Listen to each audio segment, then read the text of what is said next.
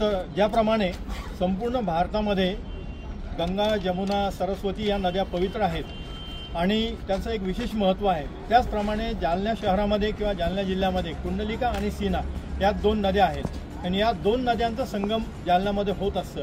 विशेष म्हणजे प्रभू श्रीराम जे सकल हिंदू समाजाचे आराध्य दैवत आहे, त्यांनी आपल्या वडिलांचे दशरथजींचे वार्षिक श्राद्ध जालना शहरामध्ये केले आणि त्यामुळे जालना शहराच्या एक वेगळं लौकिक मिळालेलं आहे।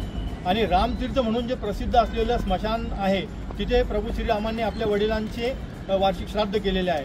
अशा पवित्र नद्या आमच्या जालन्यामध्ये अतिक्रमण झालेले आहे, पूर्ण अतिक्रमण झालेलं आहे आणि ही नदी कधी 150-200 फूट होती ती आज 10-20 फुटावर आलेली आहे। ती नदी अतिक्रमण मुक्त व्हावी याकरता आंदोलन सुरू आहे आणि आंदोलन केल्यानंतर आम्ही 15 आणि 16 तारखेला उपोषण केलं होतं समस्त महाजन आणि अनेक संस्थांनी मिळून।